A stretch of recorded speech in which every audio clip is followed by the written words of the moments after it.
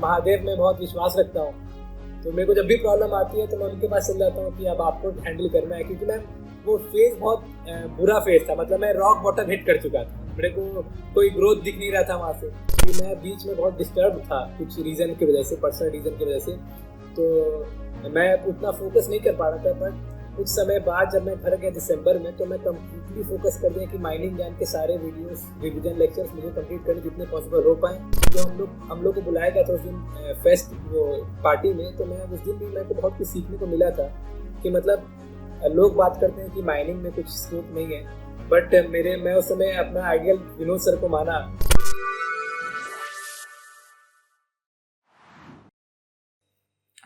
So, hello everyone and welcome to the Mining Gyan. Today we have Dakshesh Amrit with us to share his success story. And Dakshesh has secured All India rank 48 in GATE 24 examination. So, congratulations to you, Dakshesh, and also to your family for such a good achievement. Thank you, ma'am, and thanks to the entire Mining Gyan team. Yes. Okay. So, Dakshesh, सबसे पहले तो आप हमारे viewers को अपने बारे में बताइए. Hello everyone, good morning. My name is Dakshesh Amrit. I am currently pursuing BTech from Mining Engineering in NIT Raipur, and I have done my class 10 schooling from the prestigious school of Ramakrishna Mission Vidyapit in Devghar, and I have done my class 12 schooling from Green Valley High School, Vadodara, Gujarat. And I have secured all the rank 48 this year in GATE 2024. Okay. सो दक्षेश, आप brought up भी छत्तीसगढ़ में ही हुए हैं, like you said that आप अभी NIT Raipur से pursue कर रहे हैं, बट आपकी स्कूलिंग जो है गुजरात से हुई है. So where are you from exactly? Ma'am class 10th की स्कूलिंग मेरी देवघर झारखंड से हुई है. ओके. रामकृष्ण मिशन विद्यापीठ से मैम. ओके. और मैं ऐसे बॉर्न एंड ब्रॉटअप का पटना बिहार से हूँ. ओके. ओके. सो फिर अभी आप कौन से ईयर पे हैं? लाइक आपका ये फाइनल सेमेस्टर है? फाइनल ईयर में. Final year. ओके. बस घर जाने वाले. ओके. सो अब क्या आप पहले भी गेट के लिए अपियर हुए हैं या आपने फर्स्ट टाइम अभी एग्जाम दिया है? नहीं मैम, एक बार हम लोग थर्ड ईयर में अपियर हुए थे. मैं थर्ड ईयर में अपियर हुआ था, बट उसमें मैं क्वालिफाई भी नहीं किया था. ओके. सो ये फर्स्ट टाइम है जब आपने क्वालिफाई किया है with such a good rank? हाँ, मतलब ये प्रिपरेशन को लेके मतलब फर्स्ट टाइम है. मतलब उस समय मैं ऐसे ही एक बार चेक करने के लिए कि कैसा एक्सपीरियंस होता है, उसमें मैं अपियर हो गया था. बट ये एक्सपीरियंस को लेके और प्रिपरेशन को लेके पहला अटेम्प्ट. ओके. सो सबसे पहले तो मैं ये जानना चाहूँगी कि आपने माइनिंग एज अ ब्रांच क्यों चूज़ किया? कुछ स्पेसिफिक रीज़न था इसके पीछे? Ma'am actually my family background बहुत माइनिंग में डेल्व करते हैं. तो ऐसे मेरे मामा भी वो प्रिंस सीमेंट के वाइस प्रेसिडेंट हैं, और मैं शुरू से मेरे शुरू से इंक्लिनेशन माइनिंग की तरफ ही था. और यही रीज़न है मैम, मैं आज इंटायर कॉलेज का टॉपर हूँ CPI बेसिस पे सारे ब्रांचेस में. फिर भी मुझको मतलब सारे NITs में होता है कि आपको ब्रांच साइड करने का ऑप्शन मिलता है ब्रांच साइडिंग के लिए फर्स्ट ईयर में. तो फिर भी मेरे को CSE मिल रही थी कंप्यूटर साइंस, बट मैं माइनिंग में कंटिन्यू करना चाहा. I have a keen interest in mining engineering. Okay, that's very good. क्योंकि अभी जो है ज़्यादातर ट्रेंड है CS का, क्योंकि मोस्ट स्टूडेंट्स जो हैं वही इन्फ्लुएंस्ड हैं. बट दैट रियली नाइस कि आपका आपने जो अपने इंटरेस्ट को परस्यू करते हुए माइनिंग ब्रांच ऑप्ट किया. सो जैसा कि फिर आपने तो एक अपना एक्सपीरियंस के बेसिस पे एक दिया था अपना अटेम्प्ट, फिर नेक्स्ट आपने प्रिपेयर करके दिया.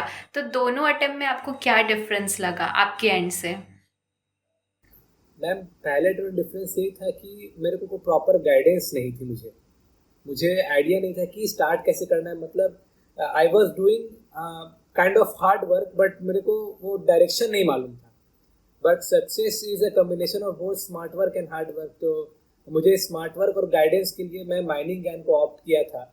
और मैम बीच में आई वांट टू शेयर आपसे कि मैं बीच में बहुत डिस्टर्ब था कुछ रीज़न की वजह से, पर्सनल रीज़न की वजह से. तो मैं उतना फोकस नहीं कर पा रहा था. बट कुछ समय बाद जब मैं घर गया दिसंबर में, तो मैं कम्प्लीटली फोकस कर दिया कि माइनिंग ज्ञान के सारे वीडियोस, रिविजन लेक्चर्स मुझे कंप्लीट करने जितने पॉसिबल हो पाए, जो भी टाइम बचा है मुझको. तो माइनिंग ज्ञान से क्या था, मुझे प्रॉपर गाइडेंस मिल गया था मैम वो कोचिंग इंस्टीट्यूट से। ओके। एक प्रॉपर गाइडेंस, और मुझको न्यूमेरिकल्स क्या मैम क्या है कि मैं शुरू से ना बुक्स वगैरह पढ़ते थे तो मैं कंसेप्ट क्लियर थे, बट जो गाइडेंस होती है कि आपको अप्रोच कैसे करनी है क्वेश्चंस को, आपको न्यूमेरिकल आपका एक सॉल्विंग स्किल डेवलप होना चाहिए, तो वो सब मैं माइनिंग ज्ञान से धीरे धीरे वो कर लिया मैं, उसके ओके सारे वीडियोस वगैरह। Yes ma'am. जी। सो जैसा कि आपने कहा कि आप तो अभी टॉपर हैं, जो कि बहुत अच्छी बात है। Yes ma'am. सो प्रोबेबली आपके बेसिक्स तो क्लियर होंगी, आपकी अच्छी पकड़ स्ट्रॉन्ग, आपकी स्ट्रॉन्ग होगी सारी सब्जेक्ट्स में जो भी पकड़ है। बट बहुत सारे स्टूडेंट्स होते हैं यस जिनका बेसिक क्लियर नहीं होता है, फिर बट वो प्रिपेयर करना चाहते हैं, तो उनको कैसे अप्रोच करना चाहिए एग्ज़ाम को? मैम अगर बेसिक्स क्लियर नहीं है तो मैं यही बोलता हूँ, हमारे मैम कुछ दिन पहले बात हुई थी सर से मेरी, तो मेरे जूनियर्स यहाँ पर हैं, वो बोलते हैं कि सर मुझको भी गेट निकालना है और मेरे को कंसेप्ट क्लियर नहीं है, तो मैं उनको यही बोलता हूँ कि कोई एक सोर्स ले लो, मतलब कोई एक अच्छा, तो मैं तो माइनिंग जाने सजेस्ट करता हूँ सबको, क्योंकि मतलब it has it has benefited me a lot. मतलब मैं कोचिंग कर लिया हूँ तो मैं ऐसा नहीं है कि मैं बाकी सब क्या करें उनका मैं नहीं देखता हूँ, जी लेकिन it has benefited me a lot, तो मैं उनको उसी हिसाब से गाइडेंस देता हूँ कि आप इसको लेके आप इसको फॉलो कर सकते हैं। आप इसका कोर्स ले लीजिए 2 साल वाला, या फिर आप सेकेंड ईयर में तभी आप कोर्स ले सकते हैं, कोर्स ले लीजिए और आँख बंद करके आप एक सोर्स पे स्टिक रहिए, क्योंकि माइनिंग में क्या है मैम कि हमारे सोर्सेज की बहुत कमी है। मतलब अब बाकी सारे ब्रांचेस में आपको यूट्यूब पे वीडियोस मिल ही जाएंगे, हर जगह मिल जाएंगे और बहुत सारे जी मिल जाएंगे, लेकिन माइनिंग में कम रहते हैं, तो उसके लिए लोग डाइवर्ट हो जाते हैं, अलग अलग बुक्स रेफर करने लगते हैं। तो जिनकी कंसेप्ट क्लियर नहीं है वो स्टार्टिंग में तो यही करें कि पहले तो वो गाइडेंस समझे कि माइनिंग होता क्या है और इसमें आगे स्कोप क्या है, तो इसके लिए कोई कोचिंग इंस्टीट्यूट ले लेना, बस माइनिंग ज्ञान मैं सजेस्ट करता हूँ सबको, तो वो ले लेना से प्रॉपर गाइडेंस और प्रॉपर डायरेक्शन मिल जाती है, तो वो आगे लॉन्ग टर्म में बहुत बेनिफिट करता है। ओके। सो जैसे कि आप तो माइनिंग ज्ञान से, जैसे कि आपने कोचिंग लिया, सो आपको क्या लगता है कि कोचिंग मटेरियल आप टोटली रिलाई कर सकते हैं, या आपको अपने एंड से भी कुछ और सप्लीमेंट करने की ज़रूरत है सोर्सेज? मैम कोचिंग मटेरियल पे कम्प्लीटली रिलाई कर सकते हैं, कम्प्लीटली। मतलब मैम बीच में मैं बताया कि मैं बहुत डिस्टर्बिंग फेज से था, तो मेरी ऐसे गेट की प्रिपरेशन 16 जनवरी से स्टार्ट हुई थी। मतलब जो ओके होती है शिद्दत से पढ़ाई होती है ना, वो मैं पढ़ ही नहीं पाया था, तो मेरे पास कुछ ऑप्शन थे कि मैं क्या करूं, तो बाकी सबके पास मटेरियल्स थे, मेरे पास उतने मतलब वो क्योंकि पहले से पढ़े हुए थे, तो मैं आंख बंद करके माइनिंग ज्ञान पे रिलाई किया। कुछ चैप्टर ऐसे बच गए थे लास्ट तक भी कि जो कि मैं मतलब कवर नहीं कर पाया था, लेकिन मेरा मैम ऐसा है, मेरा एक स्ट्रेटजी रहता है कि मैं एग्जाम देने जाऊं तो मैं सारा सिलेबस कंप्लीट करके जाऊं। मतलब बहुत लोग होते हैं ना कि ये कम मार्क्स है छोड़ देते हैं, लेकिन वो मेरे में नहीं था मैम। तो मैं लास्ट दिन भी रिवीजन लेक्चर्स को फॉलो किया और वहाँ से मुझको बहुत मतलब आई रिकॉल कि सरफेस इन्वायरमेंट का एग्ज़ाम था, तो सरफेस इन्वायरमेंट में हम लोग मेरे को पढ़ना था और मुझको कुछ समझ नहीं आ रहा था क्योंकि लास्ट 2 दिन का बाकी था वो, तो गेट के एग्ज़ाम होने में। तो मैं सरफेस इन्वायरमेंट का सीधे एक रिवीजन लेक्चर्स, बहुत डेडिकेटेड रिवीजन लेक्चर्स दिए हुए हैं, मैं एक दिन में बैठा और उसको पूरा पढ़ा। और ऐसा हो गया था मैम कि जो लोग यहाँ पर बाकी लोग जो हमारे रूममेट्स वगैरह पढ़ रहे थे उनको मैं बता रहा हूँ कि ये ऐसा, और वो भी 7-8 घंटे में उनको बता रहा हूँ कि इसको ऐसे ऐसे अप्रोच करना है इस क्वेश्चन को। तो ओके इसलिए मैं बोलूँगा ये तो एक छोटी सी एग्जांपल है और सारे केस में मुझको बहुत बेनिफिट हुआ है। ओके। सो जैसे कि आपने जैसा कि आपका था कि प्रिपरेशन फुल फ्लेजेड आपने जनवरी में स्टार्ट किया था, बाकी पहले से तो चल ही रहा 16 था। जनवरी। जी जी। तो हाँ बहुत ही कम टाइम में आपने प्रिपेयर करके अच्छा रैंक अचीव कर लिया, राइट? सो स्टूडेंट्स का तो मेजर क्वेश्चन यही होता है कि हमें कितने आवर्स डेडिकेट करने चाहिए प्रिपरेशन पे। सो उसके लिए आप क्या बोलना चाहेंगे, जो पूरा ईयर थ्रू प्रिपेयर कर रहे हैं, तो क्या कितने आवर्स उनको पढ़ना चाहिए डेली? मैम अगर पूरे ईयर वाइज अगर हम ऐसे हम लोग पूरे ईयर वाइज अगर पढ़ाई कर रहे हैं, मतलब जो ऐसे जो कि इनका डेडिकेटेडली माइनिंग में गेट को अच्छा करना है, रैंक लानी है, और वो 1 साल से पहले पढ़ाई कर रहे हैं, तो मैं तो मैम यही बोलता हूँ कि उतना ही करो जितना, जैसे हमारा लाइव क्लास चलता है माइनिंग ज्ञान पे, तो जी मैं इस चीज़ में बिलीव नहीं रखता हूँ मैम कि आप 7-8 घंटे पढ़ लो, 6 घंटे पढ़ लो, मैं उसमें विश्वास नहीं रखता हूँ। मैं ये मानता हूँ कि जितने देर भी पढ़ो आप बहुत कंसंट्रेशन से पढ़ो और एक डायरेक्शन से पढ़ो कि आप कर क्या रहे हो। मैम एक वीडियो देखने बैठ जाऊं और उसको 6 घंटे तक देख लूं और उससे कुछ मुझको आउटपुट ना मिले तो दैट इज नॉट डन। तो बिल्कुल। मुझे क्या है कि ऐसे लाइव क्लासेस होती हैं, तो जैसे मान लीजिए मैं एक ही वीडियो देखा आज क्लास में, एक ही वीडियो आज क्लास में, जैसे 3-4 वीडियोस होती हैं हर दिन में, तो 3-4 वीडियोस में देखा तो मुझको ये समझ में आना चाहिए कि इसके प्लस प्लस पीछे और कुछ आगे मैं मेरा कंसेप्ट क्लियर है कि नहीं क्लियर क्लियर है। तो ये मैम इंपॉर्टेंट है। ये आपका 4 वीडियोस अगर 5 वीडियोस आपका 3 घंटे में होता है, 4 घंटे में होता है तो वेल एंड गुड। और अगर आपको ज़्यादा टाइम देना है तो आप दे दीजिए। और बीच बीच में कभी आपको अगर सब लोग कॉलेज में रहते हैं तो बीच बीच में कहीं आपका टाइम अगर कहीं चल भी जाता है, इंडल्ज हो जाता है कहीं घूमने में, कहीं पार्टीज वगैरह में, तो ये मेक श्योर करना है कि कहीं वीकेंड्स में हम उस टाइम को मैनेज कर लें। तो मैम ऐसे अगर अप्रॉक्स टाइम की बात की जाए तो मेरे हिसाब से पर डे के 2-3 घंटे मैम मोर देन इनफ है अगर गेट में अच्छी रैंक लानी है तो, और माइनिंग एम को फॉलो करते हुए ऐसा। ओके। क्योंकि मैम हमारा कॉलेज भी रहता है और कॉलेज में ढेर सारे असाइनमेंट्स, प्रैक्टिकल्स, प्रोजेक्ट्स, तो उसके लिए 3 घंटे तो मोर देन इनफ है अच्छी रैंक लाने के लिए। अगर अच्छा, बिल्कुल बिल्कुल। सो बेसिकली आप कहना चाहते हैं कि टाइम मैटर नहीं करता, प्रोडक्टिविटी मैटर करती है कि आप कितना आवर्स दे रहे हैं तो कितना वो प्रोडक्टिव टाइम रहा आपके लिए। आप बिल्कुल सही बोल रहे हैं। जी जी। सो जैसे कि आपने तो पूरा प्रिपरेशन अभी किया, अच्छा रैंक भी अचीव कर लिया है। सो अभी आगे का आपका क्या प्लान है? लाइक एक जॉब तो सिक्योर हो ही चुका है, बट इसके अलावा भी आप कुछ और भी है जो परस्यू करना चाहते हैं अपने करियर पे? मैम एक्चुअली मुझे 27 अगस्त को मेरे को यहाँ नॉनकोर में प्लेसमेंट हो गई। मैं ऐसे प्रॉपर कोर का ही हूँ, मतलब मैं शुरू से लेके लास्ट तक मैं कोर के यही पढ़ाई किया। लेकिन जो 3 महीने की छुट्टी होती है, जो ईयर ब्रेक मिलता है हम लोग को 3rd और 4th ईयर के बीच में, तो वहाँ पे मैं एक बार चांस लिया कि एक बार नॉन कोर भी कर लेते हैं। क्योंकि मेरा प्लानिंग ऐसा था कि नॉन कोर की कंपनीज हमारे कॉलेज में पहले आती हैं, अगस्त जुलाई अगस्त में कंपनीज आने लगती हैं। तो मेरा यह था कि अगर स्टार्टिंग में नॉन कोर में प्लेसमेंट मिल जाता है मुझको तो मेरे पास एक बहुत अच्छा टाइम रहेगा गेट की प्रिपरेशन के लिए, तो मैं गेट को अच्छे से वहाँ पर मैनेज कर सकता हूँ। लेकिन वही चीज़ अगर कोर की कंपनीज के लिए प्रिपेयर करता हूँ तो कोर में तो ऐसा था विश्वास मेरे अंदर कि कोर में प्लेसमेंट हो जाएगा। तो अगर उसकी कंपनी उसकी सारी कंपनीज आती है अक्टूबर नवंबर में, तो मेरे पास 2-3 महीने बचेंगे गेट के लिए प्रिपेयर करने के लिए। तो मेरा था कि एक बार चांस लेते हैं, 3 महीने पढ़ लेते हैं नॉन कोर के लिए, और अगर अच्छे से हो जाएगा तो मेरे पास गेट के लिए अच्छा टाइम बच जाएगा तो मैं अच्छा कर सकता हूँ गेट में।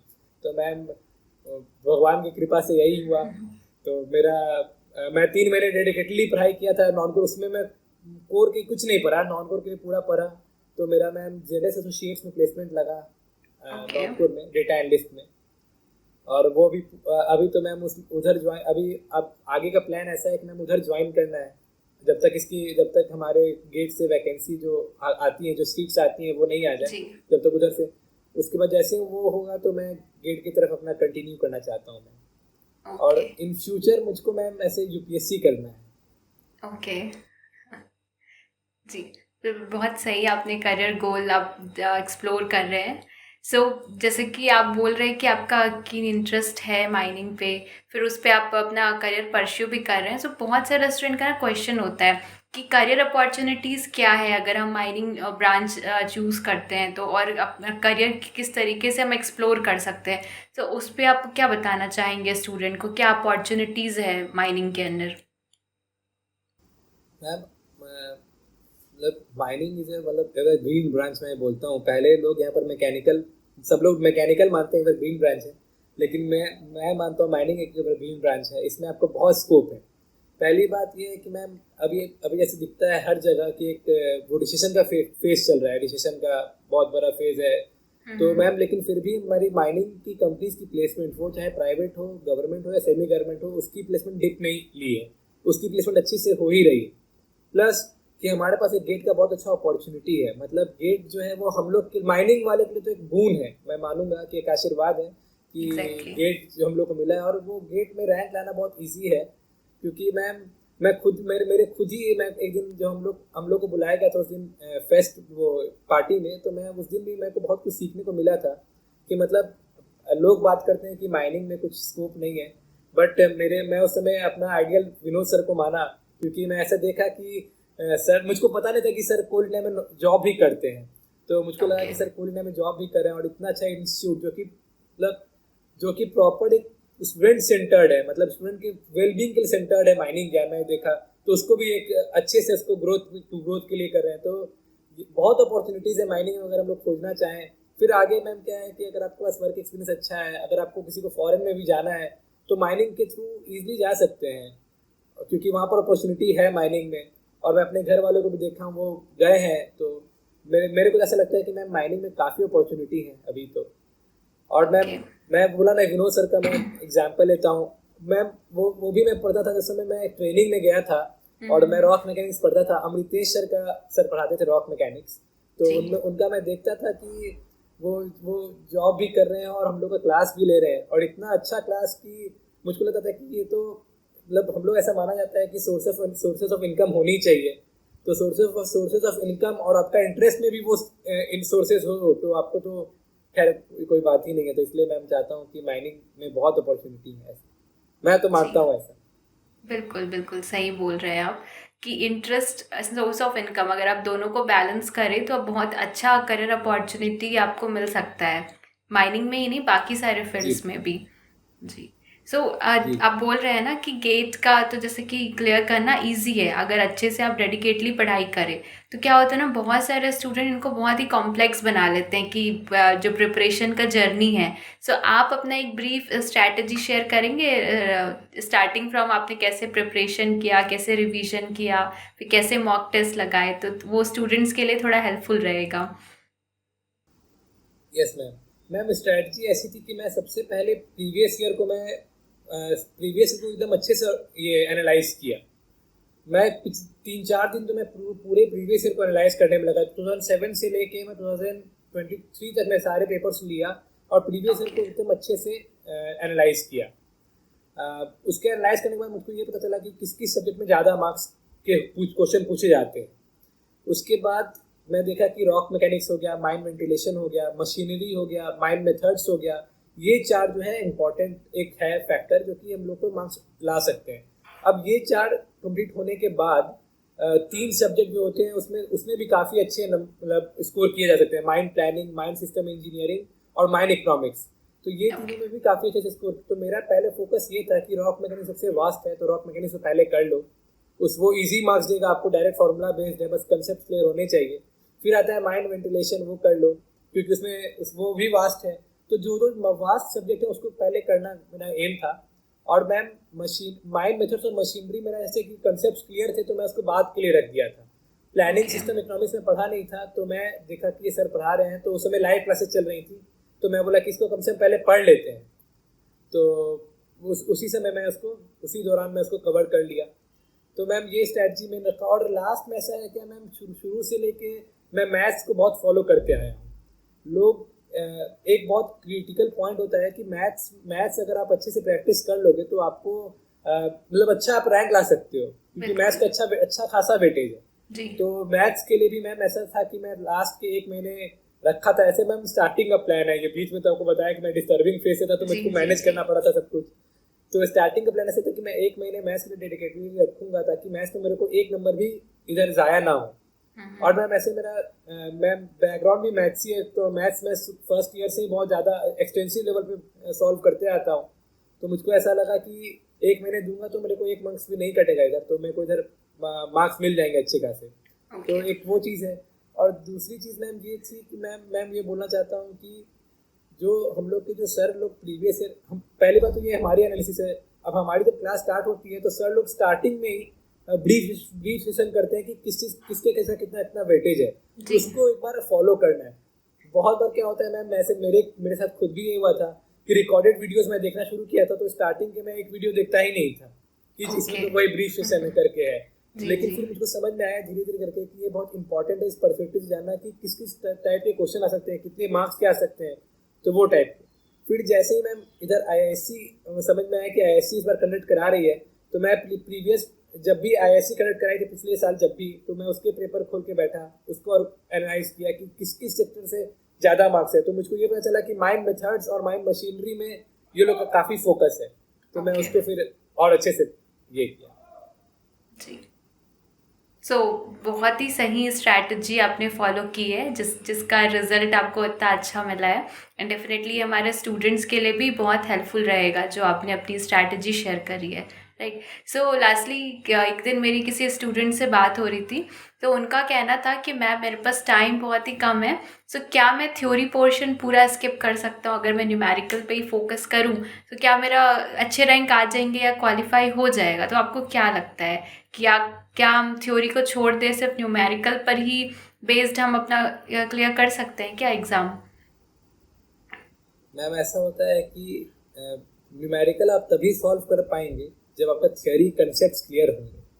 तो दैट इज़ वेरी क्रूशियल। आप अगर आपको छोड़ना ही है तो आप कुछ कुछ ऐसे क्वेश्चन होते हैं जो कि सिर्फ रोट लर्निंग जिसकी वजह से वो रटना होता है, तो जी। उसको आप हो सकता है कि लास्ट डे के लिए या फिर 5 10 15 दिन 20 दिन पहले आप उसको छोड़ सकते हैं कि चलो लास्ट समय एक बार देख के चल जाएंगे, क्योंकि वो एमसीक्यू टाइप ही है। तो अगर मुझसे कुछ पूछ दिया जाए कि ये सेल्फ कंटेन्ड ब्रीदिंग apparatus है कितना केजी है, तो एक बार मैं देख भी लूंगा तो मुझको याद रहेगा वो फोटोग्राफिक मेमोरी में अच्छा है 2.4 3.4 केजी है। तो वो जो रटने वाली चीज़ है वो आप लास्ट 10 दिन के लिए अगर आप रख सकते हो, अगर आपके पास टाइम कम है। बाकी जो थ्योरी के कंसेप्ट हैं तो वो क्लियर करना जरूरी है, क्योंकि क्वेश्चन जो होते हैं गेट में एक प्रॉपर एक ट्रेंड फॉलो नहीं करते। कभी कभी क्वेश्चन के लेवल कुछ अलग हो जाते हैं, कभी क्वेश्चन के लेवल कुछ डिफरेंट लेवल के आते हैं। तो उस डिफरेंट लेवल क्वेश्चन को सॉल्व करने के लिए मुझको कंसेप्ट क्लियर होना पता होना चाहिए कि मुझको कहाँ पर एक कांस्टेंट को लेना है, कहाँ पर कांस्टेंट को नहीं लेना है, किसको जीरो लेना है, किसको जीरो नहीं लेना है। तो वो कंसेप्ट क्लियर थ्योरी से ही आएंगे। तो ऐसा है। ऐसा मैम क्या है कि हमारे जो मतलब वीडियोस जो मैं सारे वीडियोस फॉलो किया हूँ आप माइनिंग ज्ञान के, तो उसमें भी क्या है मैम कि उसमें हमारा जो फोकस है कम्प्लीटली न्यूमेरिकल पार्ट्स पे, क्योंकि गेट जो है वो न्यूमेरिकल को लेके ही आगे बढ़ रहे हैं और उसके लिए उतने ही थ्योरी पढ़ाई गई है उसमें जितने ज़रूरत है।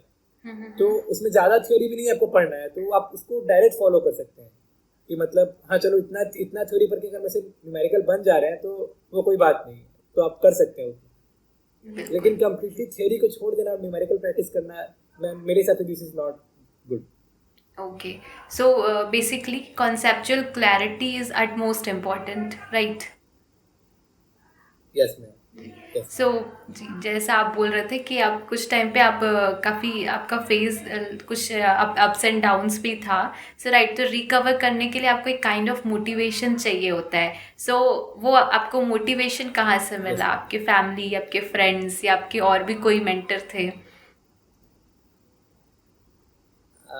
मैम मैं बोलूँगा कि मैं बचपन से घर से बाहर रहा हूँ। मैं 3rd 4th क्लास से मैं घर से बाहर हूँ। मैं हॉस्टल में था। मैं जो स्कूलिंग भी किया वो all India rank 4th best school है CBSE का। तो मैं वो भी ऑल इंडिया कंपटीशन से ही मेरे को उसमें एडमिशन हुआ था स्कूल में। तो मैं बचपन से बाहर रहा हूँ। तो ऐसे क्या है जनरली मैं घर पे मैं कुछ चीज़ बताता हूँ, लेकिन वो बहुत बात बताता हूँ। तो मैम मेरा क्या था कि मेरा खुद का ऐसा है कि मैं शुरू से ही लेके भगवान वगैरह में बहुत मतलब सब सारे महादेव में बहुत विश्वास रखता हूँ। तो मेरे को जब भी प्रॉब्लम आती है तो मैं उनके पास चल जाता हूँ कि अब आपको हैंडल करना है, क्योंकि मैम वो फेज बहुत बुरा फेज था। मतलब मैं रॉक बॉटम हिट कर चुका था, मेरे को कोई ग्रोथ दिख नहीं रहा था वहाँ से। तो मैम इवन मैम ये भी बताना चाहता हूँ कि मैम गेट का रिजल्ट था, तो उस दिन बात भी हुई थी मेरी। तो मेरे को बस भगवान से मैं यही मनाने गया था कि कम से कम क्वालिफाई करवा दीजिए, क्योंकि मैं तो पढ़ा नहीं, 16 दिन पढ़ा हूँ, 16 दिन में क्या ही गेट में रैंक आएगी। तो मैं चला गया आग बंद करके उज्जैन, कि मैं उज्जैन जाता हूँ, उनको सब प्रॉब्लम बताऊंगा, वो सब हो जाएगा। उज्जैन से मैम जैसे ही मैं दर्शन करके बाहर निकला, मैं गेट का रिजल्ट चेक किया और 48 रैंक था। तो वो मेरे लिए मैम आज भी ऐसा है कि वो मतलब ड्रीम कम ट्रू वाली बात है मेरे लिए। तो मैम ऐसा है कि मेरे पास प्रॉब्लम्स तो लाइफ में बहुत फेस किया हूँ, तो मैं सब चीज़ छोड़ देता हूँ महादेव पे कि वो हैंडल कर लेंगे। तो ये चीज़ है। Okay okay. सो जैसा कि आप वही जैसा मेरे मोटिवेशन थे ma'am. Ji ji ji.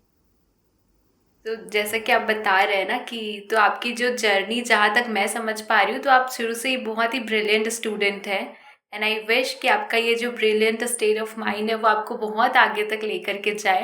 And no doubt super power Mahadev की कृपा तो आप पर है ही। सो डेफिनेटली आप बहुत अच्छा करेंगे लाइफ में। And so thank you so much, thank you, and all the very best for your future Dakshesh. Thank you. Thank you ma'am, thank you ma'am. Ma'am और एक और बात मैम, जी I really want to thanks entire mining Gyan team from the bottom of my heart. Ma'am शायद अगर मैं ये coaching मेरे को स्ट्राइक नहीं करता लेने का, तो मेरी रैंक शायद नहीं आ पाती। मैं लास्ट बोलूँगा तो this is how much I owe to mining Gyan team. That's so तो generous मैं of you, Dakshish. Yeah. Thank you but thank you it's our thank you. It's our pleasure कि हम आपके जैसे स्टूडेंट्स को ग्रूम कर रहे हैं। सो ये हमारा पूरा माइनिंग ज्ञान का प्लेजर है कि आपके जैसे स्टूडेंट्स हमारे इंस्टीट्यूट से निकल पा रहे हैं, और जो आपके लिए हेल्पफुल रहा, आपके लाइफ के लिए बेनिफिट रहा, हमारा कुछ कंट्रीब्यूशन आपके सक्सेस में रहा, तो ये हमारे लिए बहुत ही खुशी की और एक प्राउड की बात है। Thank you so much ma'am, thank you so much. Thank you so much, Dakshish, and all the very best for your future. Thank you ma'am, thank you ma'am.